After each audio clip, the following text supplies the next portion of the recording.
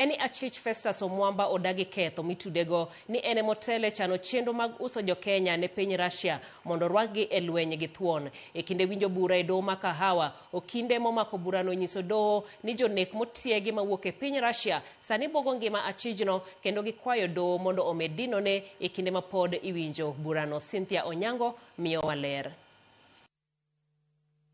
E midhiambo manyoru, obila nyomako Festus Omwamba Arasa, rawera ma jahigni 33, achiel kuom achije madongo mitudo kod uso dhano e pinje maoko, meko mobedo e boma ma Moyale, tong' mar piny Kenya, kotemo wuok pacho ka bang' ketne ageng'a e wi ketho mitudego.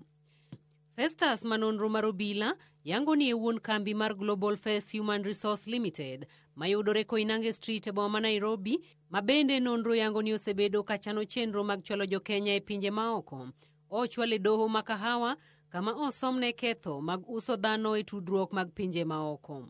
On 24th September 2025 at Great Wall Gardens at the river area, Mavoko sub-county within Machakos County, with another before court traffic by recruiting 25 Kenyan nationals names as per the attached list to Russia for the purpose of exploitation by means of deception.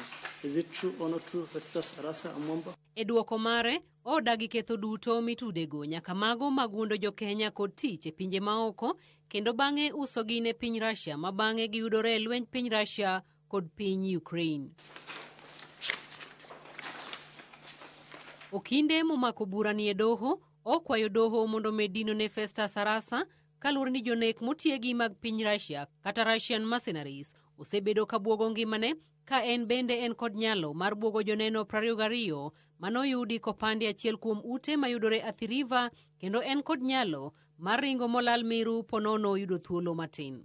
Okindego onyiso doho ni medo dinone bende reso ngimane kaluwore ni ponono jonek ma piny Russia ma buogo ngimane go yude to dipo kawo ngimane oko. The accused person personally reached out to the investigating officer, expressing fear of his life after receiving threats from Russian mercenaries.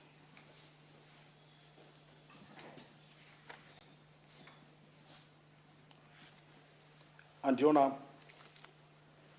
being held in custody will be necessary not only for public safety but also for his own protection. Okil mar Festus Bonventure Otieno kata kamano temo chwalo ng'ur mare ne doho mondo ne ni chike duto mane doho mamalo chiwo mar bond maketo Festus oko mar tesendo bila oketie tim. Bende olero ne doho ni Festus ok nomaki kod obila mak mana ni nochiwore kende owuon e lwetgi. To look at the witness statement, perhaps have a conversation with this accused person. Then the prosecution wants you to believe that they were not aware, but they were aware of all facts they have put on that supporting affidavit. Your Honor, the High Court has a jurisdiction on anticipatory bail, and the only way to vitiate anticipatory bail is to show there is an illegality, or even for them to prove that there are likely interference with any witness, there should be evidence. Doho ing'eto mare ochiwo chik mondo dinne Festus Omwamba e tesendo bila ma Mudhaiga, kendo bang'e duoke doho okinyi mar chieng' tich abich mondo med dhoge e wi tudruok mare kod ohand uso dhano. Cynthia Onyango, Ramogi TV, e doho ma Kahawa.